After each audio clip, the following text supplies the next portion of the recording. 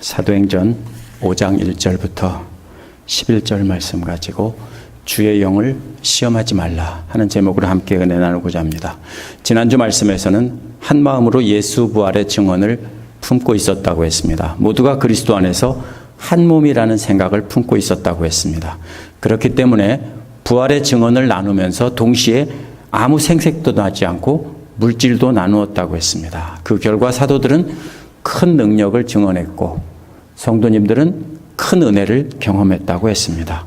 그렇게 큰 능력으로 예수 부활의 증언을 나누고 동시에 자신들의 물질을 아무 조건 없이 내놓은 사람의 대표가 바로 이 바나바, 요셉, 바나바라고 불리우던 요셉입니다. 진짜 이름은 요셉인데 우리는 다 바나바라고만 부르죠.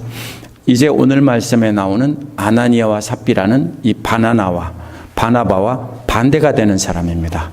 밭 하나를 팔아 전부 교회에 내놓은 요셉과는 정반대입니다. 아나니아와 삽비라는 바나바와 같이 재산을 팔아 내놓은 많은 성도를 보면서 자신도 그런 사람들처럼 인정과 존경을 받고 싶었습니다.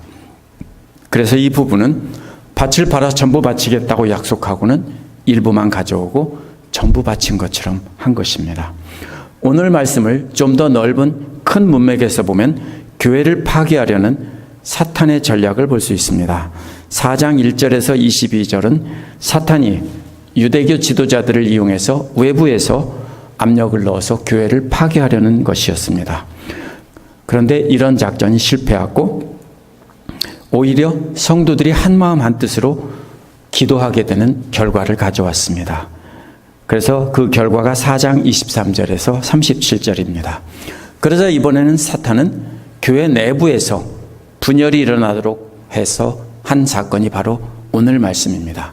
사탄이 교회 내부 사람들을 통해서 공격한 것이 바로 사람에게만 좋게 보이려고 한 거짓된 믿음을 이렇게 보여준 것입니다.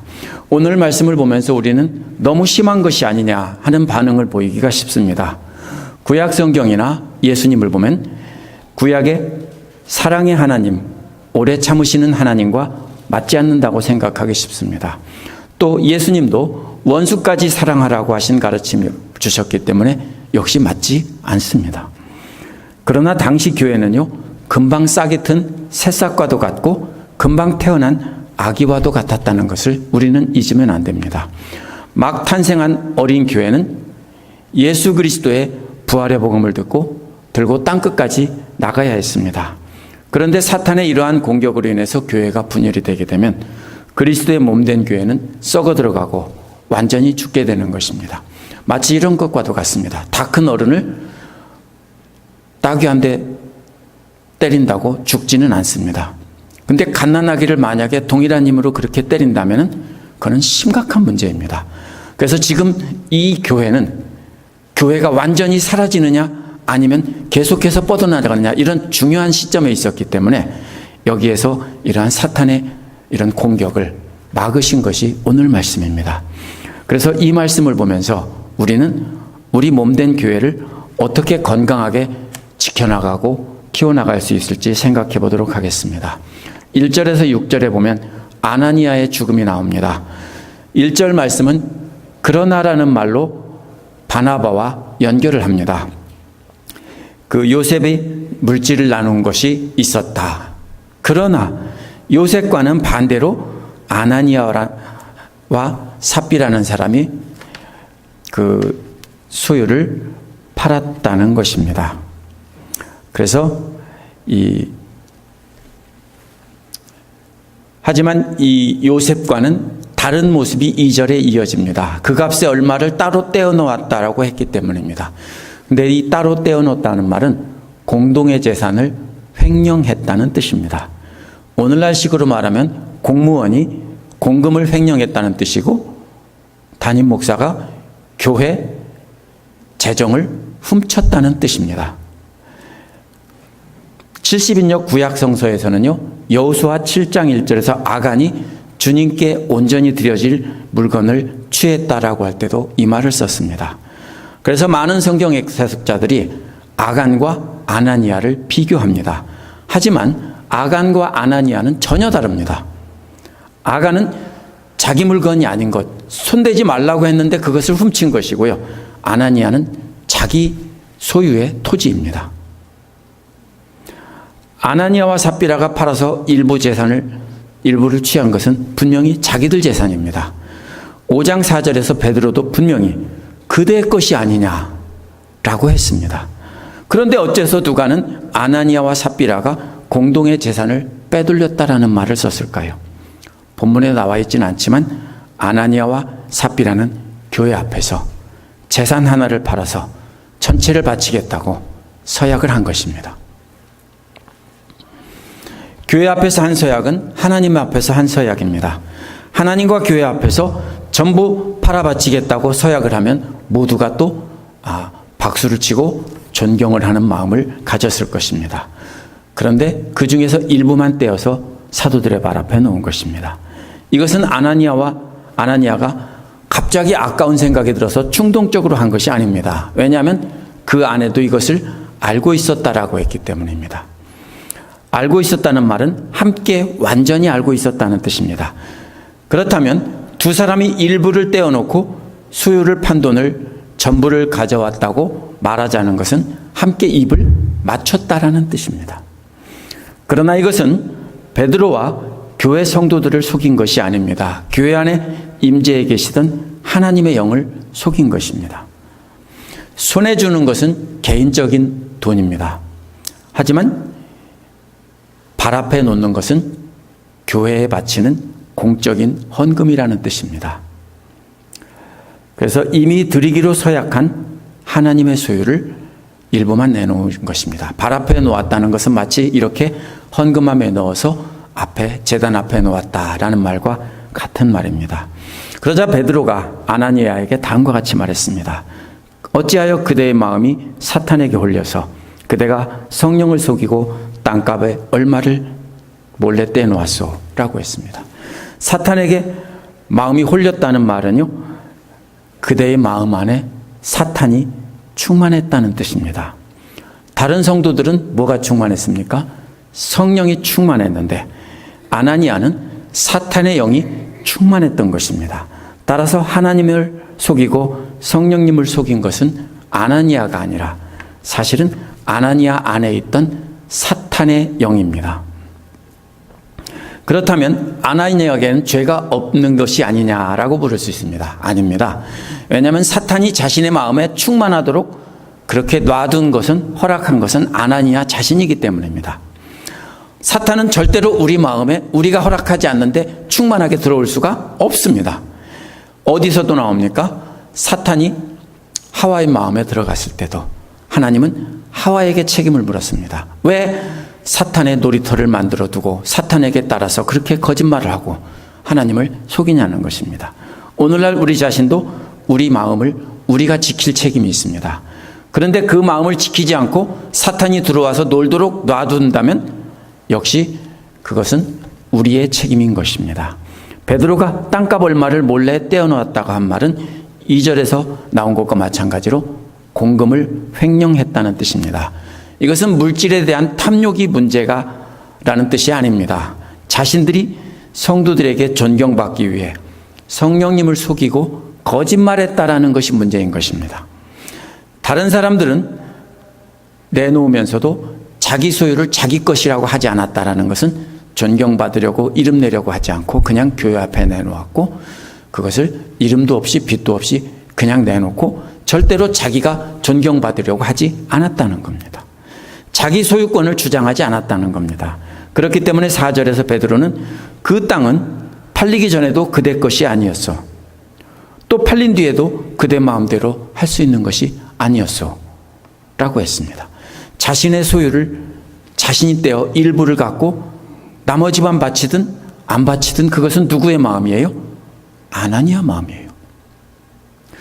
당시 교회에서 헌금은 모두가 성령 충만함 받고 자발적으로 기쁨으로 자기가 원하는 만큼 드린 것이지 절대로 얼만큼 드리라고 한 적이 없어요. 누구도 강요하지 않았어요. 따라서 베드로가 문제 삼는 것은 일부만 가져왔다는 것이 문제가 아니라 왜 다 바친다고 해놓고 일부만 가져오고 다 바쳤다고 거짓말하느냐. 이겁니다. 왜 그랬을까요?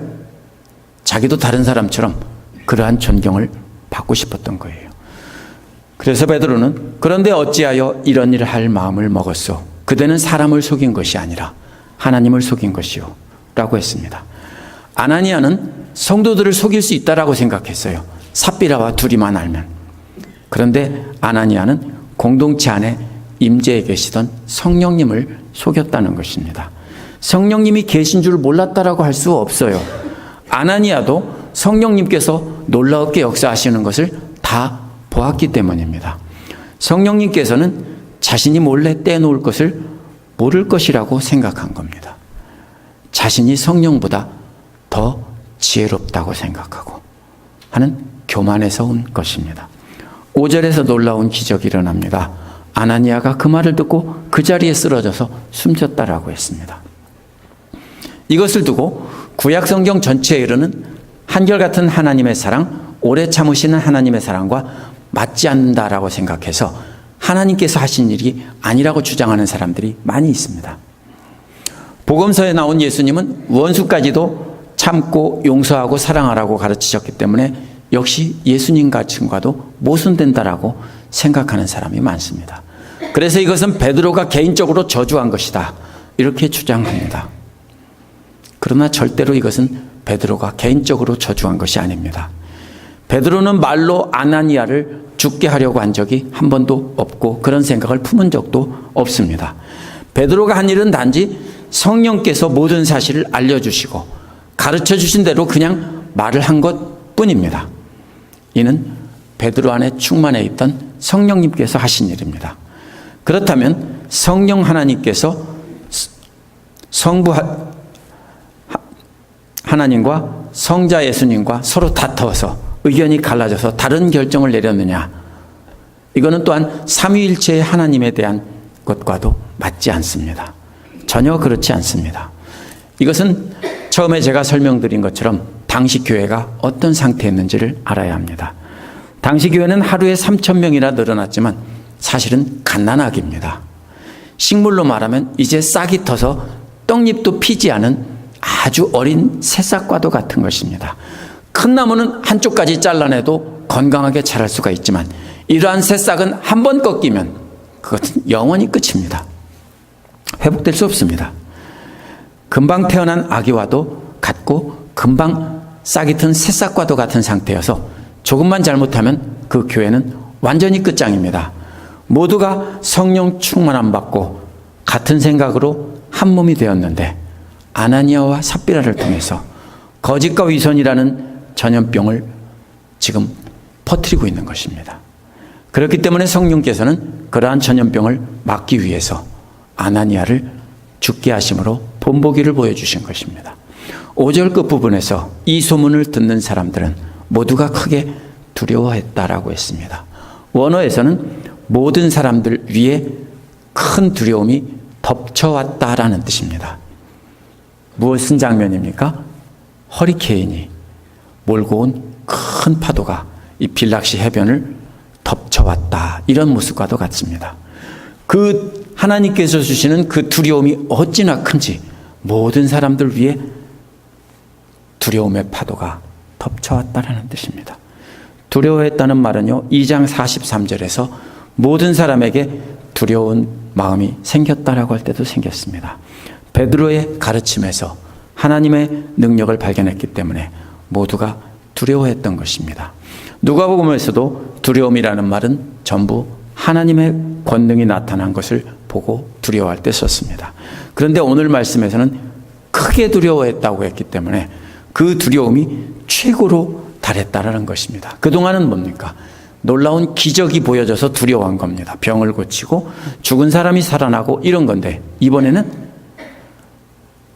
거짓말했다가 죽는 일이 생기자 엄청난 두려움이 교회 공동체에 몰려오게 된 것입니다.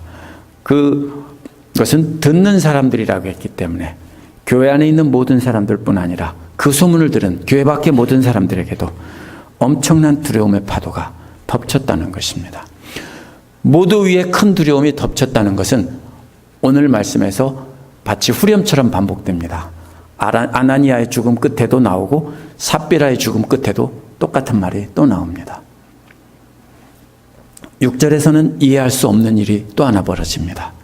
젊은이들이 일어나 그 시체를 싸서 메고 나가서 장사를 지냈다라고 했기 때문입니다. 이것은 예법에 맞지 않습니다. 장사를 지낼 때 가족들에게도 알리지도 않고 즉시 갖다가 매장하는 것은 옳은 예법이 아닙니다. 그런데 시체를 쌌다는 말은 유대인의 예법에 따라 장례의 절차에 따라서 올바르게 시체를 쌌다는 것입니다. 그렇다면 아무렇게나 매장했거나 버렸다는 뜻은 아닙니다. 올바르게 감싸서 이렇게 제대로 매장을 했는데 단지 시간만, 절차만 서둘러서 급히 가서 매장하고 왔다라는 것입니다. 왜 그랬을까요? 이것은 하나님의 거룩한 공동체를 거룩하게 지키기 위해서입니다. 마치 전염병균과도 같이 오염될 수 있는 하나님의 거룩한 공동체, 흠이 없는 공동체를 거룩하게 지키기 위해서 부정한 시체는 즉시 치우라고 하신 겁니다. 삽비라의 죽음이 7절에서 11절에 나옵니다. 7절은 뭐라고 말합니까? 3시간 정도의 간격이 있었다라는 것입니다.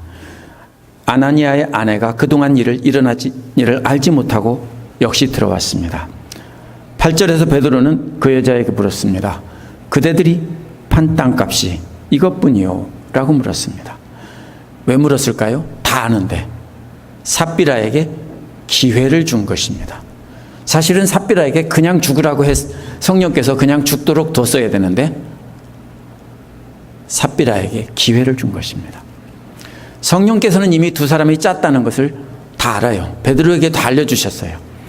그런데 삽비라는 또 거짓말을 합니다. 예, 그것뿐입니다.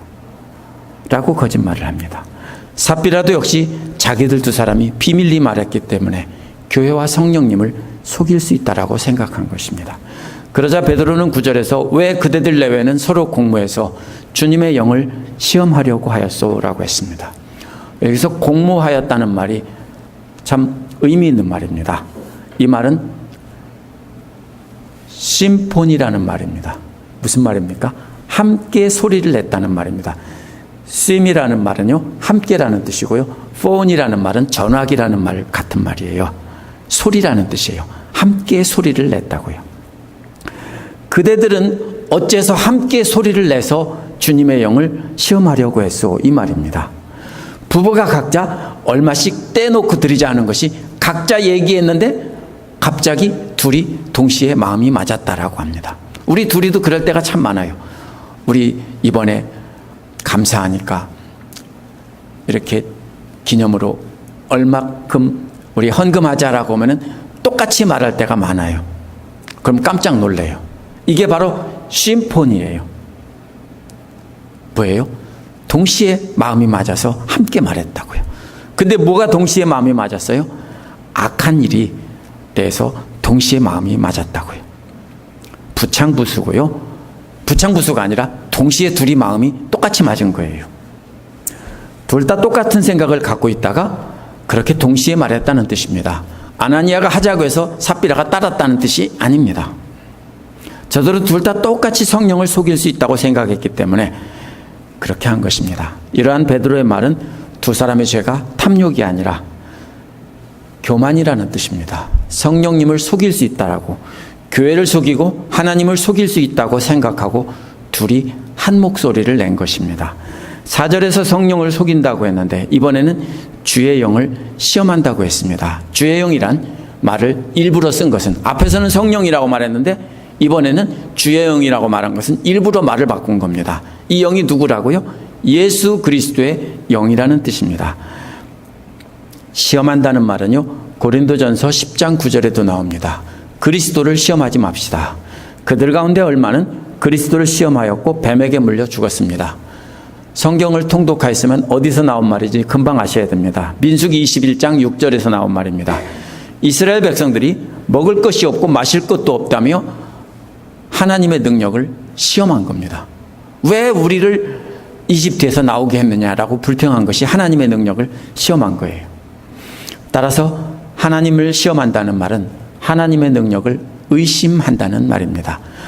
광야에서 하나님을 믿고 따라오긴 따라왔는데 광야에서 보니까 아무것도 먹을 것이 없으니까 여기서 어떻게 하나님께서 우리를 먹일 수 있겠나? 그래서 왜 우리를 나오게 했냐라고 불평하는 겁니다. 그게 하나님의 능력을 시험한 겁니다. 의심한 겁니다. 뭐예요? 자기들의 생각이 하나님의 능력보다 더 어디에 있어요? 위에 있어요. 아무리 하나님이 와도 여기서는 이 많은 사람을 먹일 수 없어. 그렇지. 뭐가 있는데? 물도 없고 아무것도 없잖아. 뭐가요? 인간의 지적인 능력이, 생각이 하나님을 앞서는 거예요. 오늘날 과학이 뭐를 앞서요? 하나님의 생각과 능력을 앞서서 절대로 그럴 수 없다라고 하는 성경에 있는 것을 거짓이라고 하죠. 그게 바로 교만이에요. 여기서 죄는요, 하나님 앞에서 인간의 교만이에요. 그리스도의 영인 성령께서는 이들의 악한 생각, 교만을 다 알고 있었다는 거예요. 다 알고 있는데 왜 의심하여 그 능력을 시험하느냐는 거예요. 그래서 9절에서는 베드로 이렇게 말합니다. 보시오, 그대의 남편을 묻는 사람들의 발이 이제 막 문에 다다랐으니 그들이 또 그대를 메고 갈 것이요. 이게 뭐예요? 당신이 의심한 그 하나님의 능력이 이제 나타나서 당신도 죽게 될 것이요. 이 말입니다. 베드로가 저주한 말이 아니라 성령께서 그렇게 하신다고 알려주신 겁니다. 10절에서 그러자 그 여자는 그 자리에서 베드로의 발 앞에 쓰러져 숨졌다라고 했습니다. 그러자라는 말은요, 즉시라는 말입니다. 베드로가 말하자 맞아 그 여자는 즉시 베드로의 발 앞에 쓰러졌다는 것입니다. 여기서 위험한 일이 생기기 쉽습니다. 이런 일이 생기면은 베드로가 봐라, 내가 말하니까 죽었지, 내 능력이라고 생각하기 쉬운데 그거는 망하는 지름길입니다. 이게 뭐예요? 베드로의 능력이 아니라 성령님의 능력입니다. 이번에도 젊은이들이 와서 삽비라가 죽은 것을 보고 그 남편 곁에 묻었다라고 했습니다. 너무 지나치다고 생각되지 않습니까? 자비의 하나님이 어쩌면 그럴 수 있습니까? 삽비라도 아나니아와 같이 사탄의 영이 충만해서 하나님을 대적하고 하나님의 능력을 의심하며 자기들이 하나님보다 위에 있다고 생각했기 때문에 이러한 위선과 교만의 전염병은 가장 무서운 죄이기 때문에 신생아와 같은 교회를 죽게 할 것이기 때문에 즉시 이러한 전염병균 같은 위선과 교만을 즉시 막으신 것입니다. 우리가 이 성경을 잘못 이해하면 안 돼요. 11절은 5절과 똑같이 크게 두려워했다라는 말이 후렴처럼 반복됩니다. 하지만 다른 점이 있어요. 앞에서는 이 소문을 듣는 사람들 모두 위에 덮쳤다고 했는데 이번에는 그 사람이 누구인지 구체적으로 말합니다. 온 교회와 모든 사람들, 듣는 사람들 위에 덮쳤다고 했습니다. 온 교회가 뭡니까? 교회 안의 성도들에게 덮쳤고 이 소문이 교회 밖으로도 퍼져나가서 교회 밖에 있는 예루살렘의 모든 사람들 위에도 덮쳤다라는 뜻입니다. 엄청난 두려움의 파도가 몰려와서 모든 사람들 위에 덮치고 모두가 그 두려움에 잠겼다라는 뜻입니다. 성령의 능력이 몰고 온 이 두려움의 파도는 해일처럼 몰려와서 모든 사람을 덮쳐버린 것입니다. 참 어려운 말씀입니다. 오늘 말씀에 나온 아나니아와 삽비라가 드린 헌금은 지난주 말씀에서 나온 바나바라고 불리우던 요셉의 헌금과도 비교됩니다. 어쩌면 액수는 요셉보다 더 많았을지도 몰라요. 만약에 그 땅이 더 값이 나가는 땅이었다면 더 많았을지도 모릅니다. 이게 헌금 액수가 중요한 게 아니에요. 이 정도 드리면 그래도 액수가 많으니까 상관없을 거라고 생각했을지 몰라요. 요셉과 모든 성도들은 부활의 복음을 나눠주고 소유를 팔아 나눠주면서 전혀 생색을 내지 않고 하나님의 것을 관리하는 청지기와 같은 마음으로 말씀도 나오고 물질도 나눈 겁니다. 그러나 오늘 말씀에 나온 아나니아와 삽비라는 하나님을 두려워하지 않고 사람들의 눈을 두려워하면서 사람들의 눈속임만 하려고 한 것입니다. 이것이 뭐냐면 마귀의 작전입니다. 4장 1절에서 22절에 뭐가 나옵니까? 사탄은 먼저 믿음의 공동체를 파괴하려고 교회 밖에 있던 유대교 지도자들을 통해서 산헤드린 공회를 통해서 압력을 넣어서 전하지 못하도록 파괴하려고 했습니다. 그러나 이러한 사탄의 작전은 보기 좋게 실패로 돌아갔습니다. 모두가 베드로와 요한의 말을 듣고 두려워하기는커녕 창조주 하나님, 말씀으로 예언을 주시는 하나님, 또 모든 일을 미리 정하신 하나님을 찬양하면서 죽어도 좋으니까 담대하게 전하게 해달라고 외쳤기 때문입니다. 사탄의 전략은 실패로 돌아가고 오히려 역효과를 가져왔습니다. 모두가 한마음 한뜻으로 뭉치는 결과를 가져왔습니다. 그래서 모든 성도들은 부활의 복음을 전하게 해달라고 기도했고, 그 결과 성령 충만함 받고 물질도 나누고 말씀도 나누었습니다. 첫 번째 작전이 실패하자 이번에는 오늘 말씀에 나온 대로 공동체 내부에서 아나니아와 삽비라의 거짓을 통해서 내부를 파괴시키려는 겁니다. 전쟁은 크게 두 가지 전쟁이 있죠. 전면전이 있고요. 전면전에서 실패하면 그 다음에 뭡니까? 스파이나 게릴라들을 파견해서 안에서 내분이 일어나게 해서 망하게 하는 겁니다. 대부분 어떤 것이 더 큽니까? 게릴라 작전이나 스파이 작전이 훨씬 더 파괴력이 큽니다. 성경을 전체적인 안목으로 이렇게 읽을 수 있어야 됩니다. 아나니아와 삽비라는 사탄의 영의 충만함을 입고 교회 안에서 자신들이 거짓으로 존경을 받으려고 했던 것입니다. 이런 사람들이 하나둘 늘어나면 교회 안에는 위선자들로 가득 차게 됩니다. 이것은 예수께서 누가복음 22장 31절 32절에서 예언을 했습니다. 베드로에게 뭐라고 했냐면요, 사탄이 교회를 밀 까부르듯 까부를 것이다 라고 예수님이 부활하셔서 마지막으로 이렇게 베드로에게 당부할 때 사탄이 밀 까부르듯 까부를 것인데, 그게 대표적인 예가 뭐예요? 바로 아나니아와 삽비라의 사건입니다. 만약 아나니아와 삽비라의 사건을 그냥 넘어갔다면 어떻게 됐을까요? 사탄은 믿음의 공동체 안에 발판을 마련했습니다. 그러면 아나니아와 삽비라는 교회 지도자가 돼서 다른 사람들을 또 자기 같은 사람들을 끌어들여서 또 그 자리에 세우고 이렇게 해서 세력을 얻어갔을 것입니다. 그래서 위선적인 믿음의 사람들이 점점 늘어나고 바나바와 같은 진실된 믿음을 가진 사람들은 바보 취급을 당하고 발붙일 곳을 잃었을 것입니다. 그러면 교회는 사탄의 놀이터가 되었을 것입니다. 그랬다면 이제 막 금방 태어난 아기 같고 마치 새싹과도 같은 교회가 병들어서 죽었을 것입니다. 그렇기 때문에 성령님께서 직접 개입하셔서 막으신 것입니다. 제 아내가 한국에서 머위가 먹고 싶어서 머위 뿌리를 몇 개를 몰래, 살아있는 걸 갖고 오면 안 되는데요, 전에 갖고 온 적이 있습니다. 머위 뿌리를요, 조금 말려서 이렇게 싸가지고 갖고 왔어요. 심었는데 어떻게 되실까요? 싹이 텄어요. 어떻게 할까요? 애지중지하겠죠. 근데 죽어버렸어요. 그래서 또 얻어왔어요.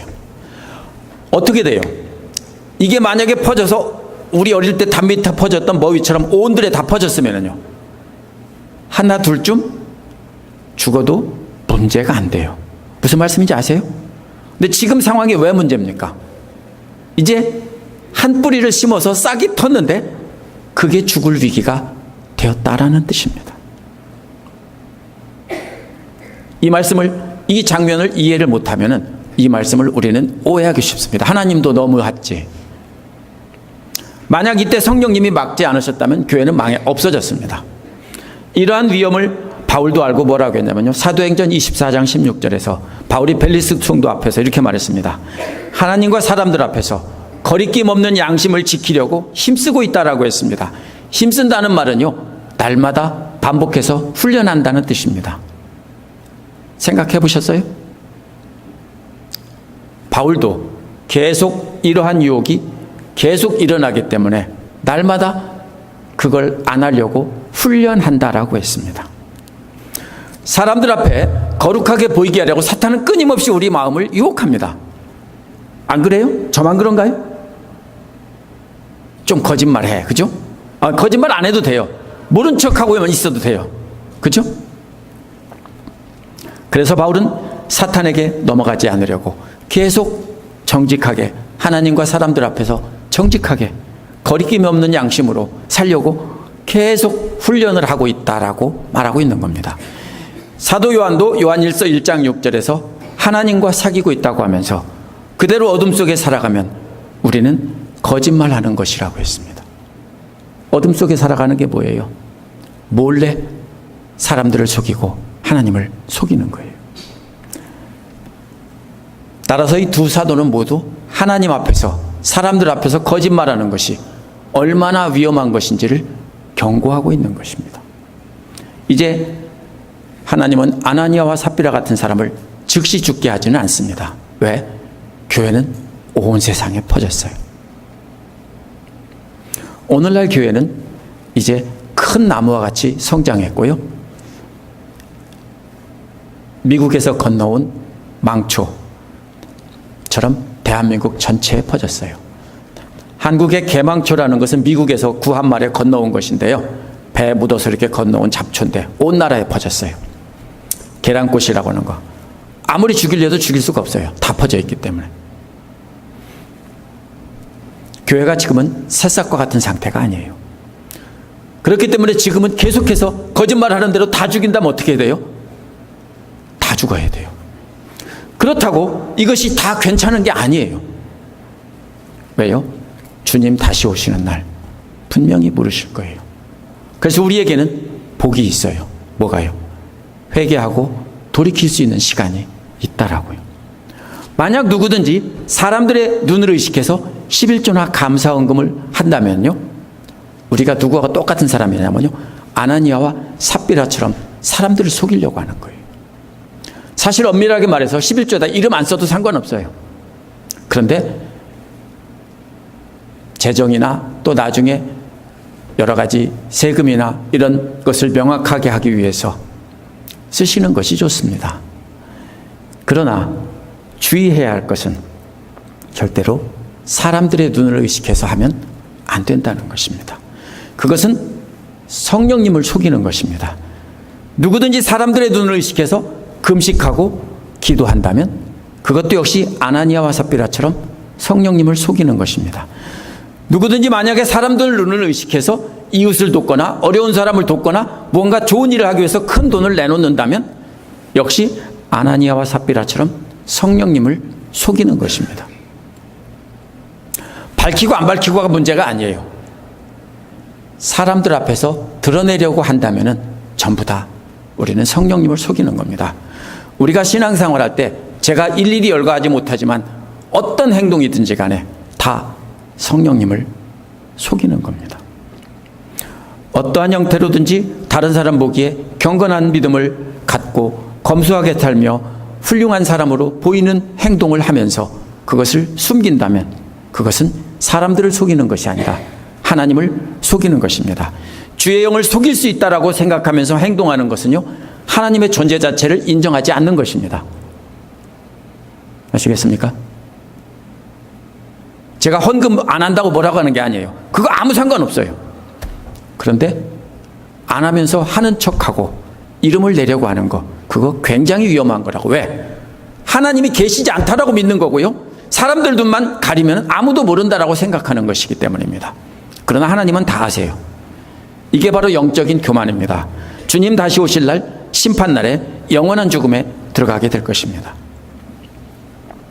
만약 누구든지 그렇게 한다면 사람을 속이는 것이 아니라 하나님을 속이는 겁니다. 그러므로 우리는 누구도, 우리 모두 바울처럼 하나님 앞에서 항상 거리낌이 없는 양심으로 살도록 훈련을 해야 됩니다. 한번 접고 끝났다고 접고 끝나면 되는 게 아니에요. 이 문제는요, 오늘까지는 괜찮은데 내일 저는 또 그러한 유혹을 받을 수 있어요. 그러니까 아침마다 말씀 묵상하며 훈련을 하는 것입니다. 그래서 우리는 거리낌이 없는 양심을 갖도록 계속 훈련을 해야 됩니다. 남들이 칭찬할 때 사실이 아닌데도 입 다물고 가만히 있으면 나 거짓말 한 적 없어요? 그게 거짓말이에요. 왜요? 역시 하나님을 속이는 것입니다. 아무개 집사님 정말 훌륭해. 내가 와보니까, 교회 와보니까 밤새도록 기도하고 있어. 사실은 아니에요. 새벽 1시에 일 끝나고 와서 혼자 기도하고 있었는데 누군가 보고 와서는 아무개 집사님 보니까 밤새 기도하고 수소문 내고 있어요. 아무 말 안 하면 어떻게 돼요? 나는 2시까지만 기도하다 집에 갔는데 아무 말 안 하고 있으면 그게 뭐가 돼요? 거짓말이에요. 그렇죠? 그럴 때 어떻게 해야 돼요? 아니에요. 나는 이때부터 이때까지 기도하다가 집에 갔어요. 이렇게 하는 것이 바로 우리가 해야 되는 거예요. 우리가 남들이 칭찬할 때, 남들이 잘한다고 할 때, 박수 칠 때 가만히 있는 것 자체가 그것이 죄악입니다. 하나님을 속이는 것입니다. 우리는 어떠한 부끄러운 사실도 그대로 드러내야 됩니다. 그렇다고 개인적인 부끄러움을 드러내라는 뜻이 아니에요. 우리가 신앙생활을 하면서 사람들 앞에 나를 거룩하게 보이려고 하는 포장하는 그런 것들은 다 드러내야 한다는 뜻입니다. 하나님과 성도들 앞에서 정직한 마음을 품어야 합니다. 그러한 정직한 사람들이 교회 안에 하나둘씩 퍼져나가게 해야 됩니다. 그래야 교회는 건강하게 성장할 수 있습니다. 절대로 주의 영을 시험하지 마시기 바랍니다. 기도하겠습니다.